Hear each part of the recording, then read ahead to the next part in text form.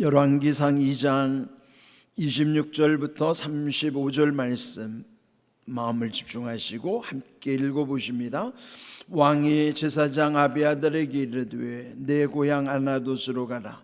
너는 마땅히 죽을 자 이르되 내가 내 아버지 다윗 앞에서 주 여호와의 궤를 메었고 또 내 아버지가 모든 환난을 받을 때에 너도 환난을 받았은즉 내가 오늘 너를 죽이지 아니하노라 하고 아비아달을 쫓아내어 여호와의 제사장 직분을 파면하니 여호와께서 실로에서 엘리의 집에 대하여 하신 말씀을 응하게 함이더라.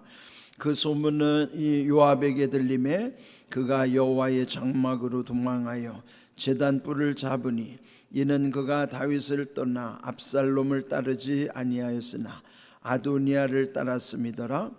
어떤 사람이 솔로몬 왕에게 이르되 요압이 여호와의 장막으로 도망하여 제단 곁에 있나이다. 솔로몬이 여호야다의 아들 브나야를 보내며 이르되 너는 가서 그를 치라. 브나야가 여호와의 장막에 이르러 그에게 이르되 왕께서 나오라 하시느니라. 그가 대답하되 아니라 내가 여기서 죽겠노라. 브나야가 돌아가서 왕께 아뢰어 이르되 요압이 이리이리 내게 대답하도이다. 왕이 이르되 그의 말과 같이 하여 그를 죽여 묻으라. 요압이 까닭없이 흘린 피를 나와 내 아버지 집에서 내가 제하리라. 여호와께서 요압의 피를 그의 머리로 돌려보내실 것은 그가 자기보다 의롭고 선한 두 사람을 쳤음이니 곧 이스라엘 군사령관 넬의 아들 아브넬과 유다 군사령관 예델의 아들 아마사를 칼로 죽였음이라. 이 일을 내 아버지 다윗은 알지 못하셨나니 그들의 피는 영영이 요압의 머리와 그의 자손의 머리로 돌아갈지라도 다윗과 그의 자손과 그의 집과 그의 왕위에는 여호와께서로 말미암는 평강이 영원히 있으리라. 여호야다의 아들 브나야가 곧 올라가서 그를 쳐 죽임에 그가 광야에 있는 자기의 집에 매장되니라. 왕이 이에 여호야다의 아들 브나야를 요압을 대신하여 군사령관으로 삼고 또 제사장 사독으로 아비아달을 대신하게 하니라. 아멘. 솔로몬 왕이 이스라엘의 이제 2대 왕, 두 번째 왕으로 세 번째 왕이죠. 초대 왕은 사울이었고 다윗은 두 번째 왕, 솔로몬이 제 3대 왕으로 즉위하게 된 것이죠. 그런데 솔로몬이 왕이 되면서 아버지가 남긴 유언대로 이제 좀 숙청 작업을 하는 거예요. 정치 관계에 있어서는 정적을 제거하는 아주 비정하고 무정한 그런 일이 여기서도 벌어지는 것이죠. 그렇지만은 다윗이 솔로몬에게 유언을 한 것은 자기 시대는 감당할 수 있었지만은 솔로몬은 아직 어리기 때문에 그들을 그대로 두었다가는 솔로몬의 시대가 편치 않을 것을 알았기 때문에 이제 9세대를 정리하는 거예요. 근데 다윗이 그런 걸 보면 얼마나 치밀한가, 이제 이걸 알 수가 있겠죠. 그렇다고 해서 솔로몬이 무작정 피해 숙청을 하는 건 아니에요. 처음에는 기회를 다 주죠. 그렇지만은 그들이 결국은 죽을 짓을 하게 되는 거예요. 그래서 결국은 어제도 보았지만은 이제 죽음을 재촉했던 일이 일어나는 과정이기도 한 것입니다. 자, 오늘 읽은 말씀에 보면은 아비아달 제사장, 그도 이 아도니아 반역에 가담했던 인물이었어요. 여기 26절 왕이 제사장 아비아달에게 이르되 내 고향 아나돗으로 돌아가라. 너는 마땅히 죽을 자 이르되 내가 내 아버지 다윗 앞에서 주 여호와의 궤를 메었고 또 내 아버지가 모든 환난을 받을 때에 너도 환난을 받았은즉 내가 오늘 너를 죽이지 아니하노라. 이도 아도니아 반역에 가담했다는 것만으로도 반역죄니까 죽을 수밖에 없는 거예요. 그런데 이 솔로몬은 마땅히 너는 죽을 자이로되 그러나 이러이러하기 때문에 죽이지는 않겠다. 그런데 그 아비아달의 과거의 공적을 여기서 기록하죠. 그 첫 번째가 그 법궤를 메고 예루살렘 성으로 돌아왔다는 것이죠. 오벳 에돔의 집에서 빼앗겼던 법궤를 다윗이 예루살렘 성으로 옮겨올 때 그가 법궤를 매는 일을 했다 하는 거예요. 그러니까 법궤라고 하는 것은 그 안에 예전에 광야에서 광야 그들이 이제 40년 세월 동안에 이제 광야에서 가나안으로 들어올 때에 그 법궤 안에 하나님이 시내산에서부터 모세에게 주셨던 게 있어요. 그게 십계명을 새긴 두 돌판이죠. 그러니까 그 자체는 말씀을 보관하는 상자가 법궤이기도 하지만은 하나님의 임재를 보여주시는 것이 또한 법궤이기도 해요. 그러니까 말씀을 메고 갔다는 것. 그러니까 오늘 우리로 말하면 말씀과 함께 한다는 것이 이렇게 귀한 일이에요. 이 아비아달은 마땅히 죽을 자였지만은 법궤를 메었다고 하는 옛적의 그의 선행으로 죽음을 면한 것이고, 또 하나는 그 아버지 다윗이 환난을 받고 있을 때 그도 환난을 함께 받았다. 함께 해줬다는 것만으로도 얼마나 고마운지 몰라요. 예, 여러분, 어려울 때 함께 한다는 것은 평생 잊을 수가 없는 거예요. 이러한 중요한 사실 속에서 그는 죽을 수밖에 없는 자였음에도 불구하고 목숨은 부지한 것이죠. 그러나 그의 죄를 그대로 묻고 한 것은 아닙니다. 27절 아비아달을 쫓아내 다윗 여호와의 제사장 직분을 파면하라 그랬어요. 그 직에서는 쫓아내는 거예요.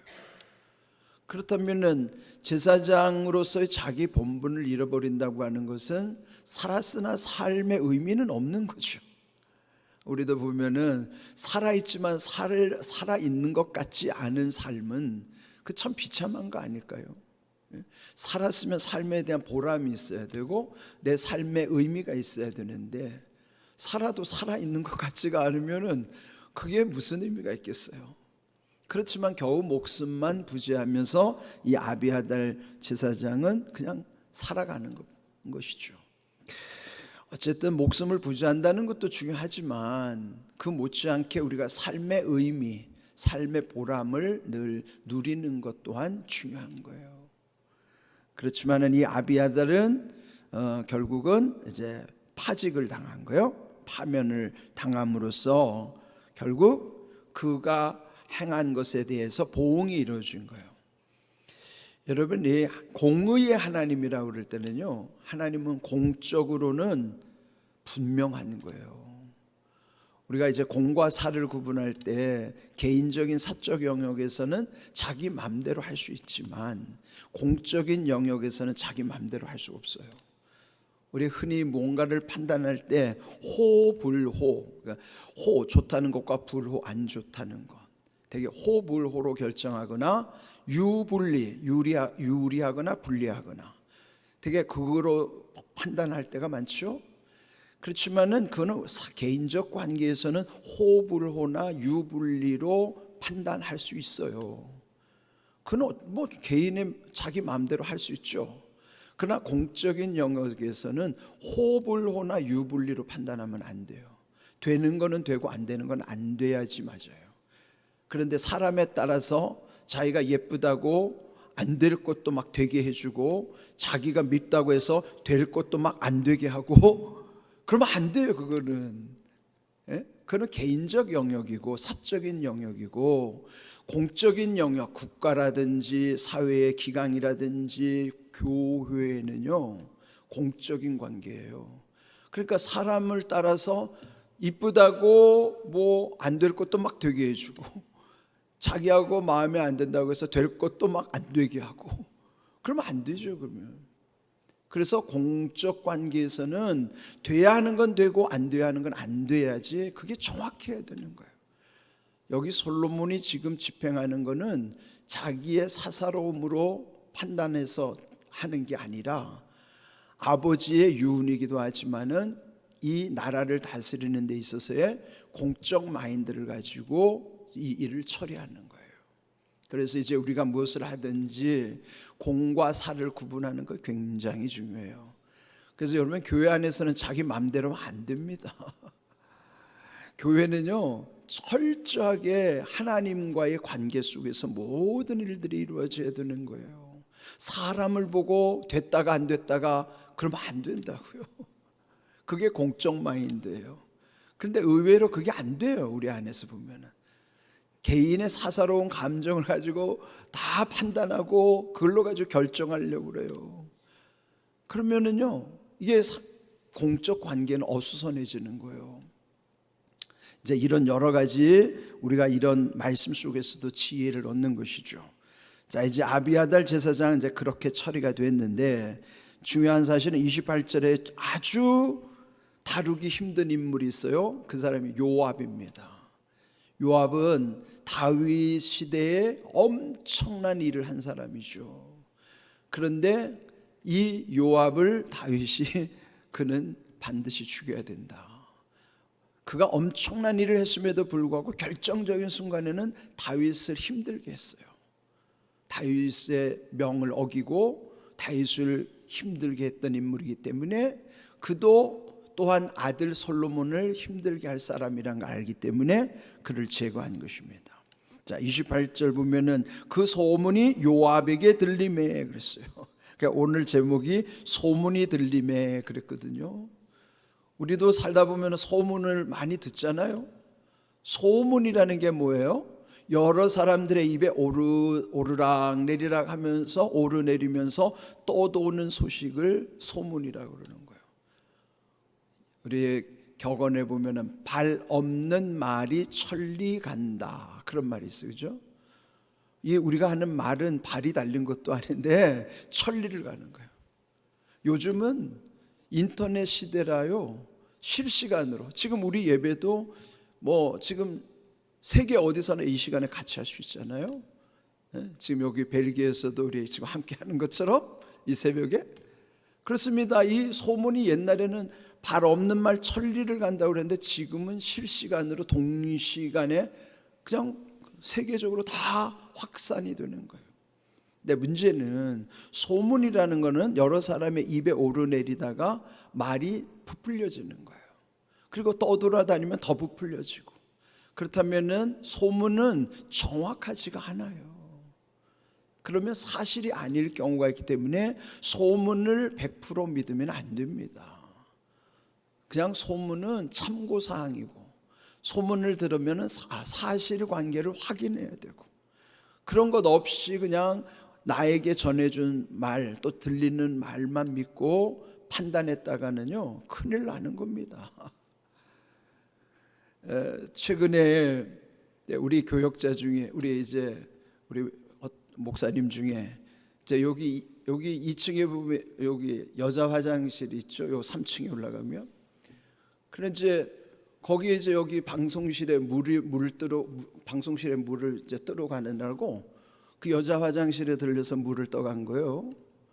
그런데 이제 소문이 나기를, 그 목사님 왜 여자 화장실을 이용해? 그러니까 여자들은 또 민감하잖아요. 그것도 남자가 아무리 이제 평일날 사람이 없다 하더라도 이제 그러면 이제 그게 와전이 돼가지고 그분은 그냥 여자 화장실을 들락날락 하는 게 되는 거예요. 물론 이제 우리 교회 화장실이 2층, 3층에는 거기밖에 없으니까 그렇긴 하지만 제가 본인한테 확인했어요. 아니 이런 소문이 있더라. 사실이냐 그랬더니 깜짝 놀라는 거예요. 자기는 방송실에 거기에 물을 떠가야 하기 때문에 그 물을 거기서 뜨느라고 한 것인데 이게 갑자기 여자 화장실 쓰는 목사로 소문이 나니까 본인도 당황하는 거예요. 그래 사실 확인을 내가 잘했다. 아닌 건 아니지. 근데 이게 또 떠도는 말이 막 확산돼 가지고 그러면 안 되잖아요. 어떤 목사님인가 확인하려고 하지 마요. 둘이니까 내가 얘기하는 거지. 그러니까 이게 소문이라는 게, 잘못된 소문은요 이렇게 엄청난 파장을 일으키는 거예요. 제가 사실 확인을 다 하는 거예요, 이렇게. 예? 그러니까 우리가 무슨 얘기를 하든지 말하는 것도 신중해야 되고, 또 이에 들리는 소문을 그대로 믿으면 안 돼요.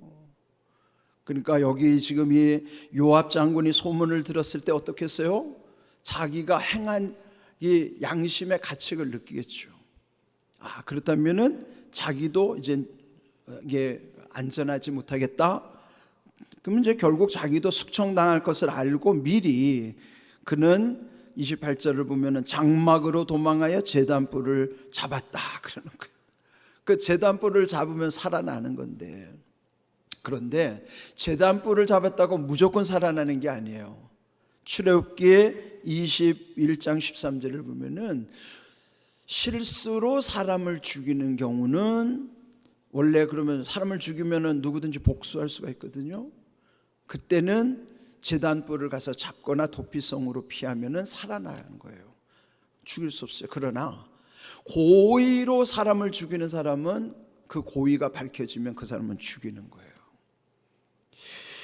이게 왜 중요한가 하면은, 여러분, 실수로 사람을 죽인 것과 고의로 사람을 죽인 게 같을 수 없듯이 하나님께 죄를 짓는 것도 모르고 죄를 짓는 것과 알고 짓는 죄는 똑같지 않아요. 이거 잘 생각하셔야 돼요. 알고 죄를 짓는 건 하나님을 업신여기는 거예요. 예? 그래서 여러분, 스스로 속이지 말라. 하나님은 업신여김을 받지 아니하시나니 사람이 무엇으로 심든지 그대로 거두리라. 그렇게 말씀하시잖아요. 그래서 여러분, 우리가 죄 용서함을 받았는데 그거를 그 다음부터는 모르고 짓는 죄는 이렇게 긍휼히 여기시지만, 알고도 또 죄를 지으면서 또 용서해 주시겠지 그러면서 그는 하나님을 업신여기는 거란 말이에요. 그러니까 여러분, 우리가 그리스도인이 됐다는 것은 알고 짓는 죄를 지면 안 되는 겁니다. 그렇게만 살아도 성도는 얼마나 달라지는지 몰라요. 거룩함의 능력이 얼마나 큰지 몰라요. 근데 문제는 우리 안에 알고도 죄를 지음으로써 하나님을 업신여기는 이게 문제란 말이에요. 우리는요, 알고 죄지면 안 돼요. 모르고 짓는 죄도 많습니다. 모르고 짓는 죄도 많기 때문에 우리 죄인이에요. 그러나 알고 짓는 죄를 지으면 안 됩니다. 그래야 거룩함의 능력이 더해지는 거예요. 그러나 어쩌든지 이는 그거를 잡았다고 살아난 것이 아니라 결국은 31절에 보면은 둘째 줄, 요압이 까닭 없이 흘린 피를 내 아버지 집에서 흘리게 했기 때문에 그를 제하라. 그래서 결국 그는 죽임을 당하는 거예요. 여러분, 이게 우리가 이 말씀 속에서의 교훈이 그런 것입니다. 오늘 우리에게도 또 이렇게 공의의 하나님은요, 우리의 죄와 용서, 죄에 대한 용서도 확실하지만 의도적으로 죄를 지어서 하나님 업신여긴 것도 아주 중하게 책임을 물으시는 거예요. 그래서 우리는 하나님을 두려워하는 것이죠. 하나님을 두려워하는 게 내가 사는 길이고, 하나님을 두려워할 때 정말 편안해지는 거예요. 하나님을 두려워하니까 얼마나 편한지 몰라요. 왜요? 죄를 함부로 안 지니까. 죄를 함부로 안 짓는 것만으로도 얼마나 편안한데요. 하나님을 두려워해야 죄를 안 져요. 모르고 짓는 죄는 어쩔 수 없다 하더라도 알고 짓는 죄만 안 져도 얼마나 평안한지 몰라요. 그러니까 여러분, 하나님을 두려워하는 것이 죄를 안 짓는 비결이고, 내 마음이 평안해지는 비결이고, 내가 사는 길이고, 내가 잘 되는 길이에요. 하나님을 두려워하는 게 얼마나 중요한데요. 그런데 이제 오늘 이 소문이 들림에라는 말씀처럼 우리는 이 시대가 험할수록요, 갖가지 소문들이 얼마나 많이 떠돌아다니는지 몰라요. 예수님도 그렇게 말씀하셨어요. 우리 마가복음 우리 13장 7절 함께 읽어볼까요? 난리와 난리의 소문을 들을 때에 두려워하지 말라. 이런 일이 있어야 하되 아직 끝은 아니니라. 여러분, 이 말세에 일어나는 현상들이 난리뿐만 아니라 난리에 대한 소문들, 그러니까 난리라고 하는 거는 막 무질서하고 떠도는 그런 게 난리죠. 무질서한 것. 그런데 그 난리에 대한 소문들이 얼마나 많이 떠돌아다니는지, 이런 것 들을 때는요, 불안하고 두렵죠. 그러나 두려워하지 말아라. 이런 일이 있어야 돼. 아직 끝은 아니다. 예수님이 오실 때가 가까이 오면 이런 현상들이 더 많아진다 하더라도 두려워하지 말아라. 여러분, 소문이 들린다고 해서 두려워하지 마십시오. 그러면 소문이 들릴 때 두려워하지 않으려면 어떻게 해야 돼요? 하나님을 두려워하면 소문을 두려워할 필요가 없어요. 그런데 하나님을 두려워하지 않으면 소문이 들릴 때 지금 이 요압도 두려웠던 것처럼, 그는 하나님을 두려워했더라면 소문을 두려워할 리가 없었겠죠. 여러분, 하나님을 두려워하는 것이 우리가 사는 길이라는 걸 기억하시고, 그러나 난리와 소문에 대해서는 두려워하지 마십시오. 이런 귀한 은혜가 여러분에게 있기를 주님의 이름으로 축복합니다. 아멘.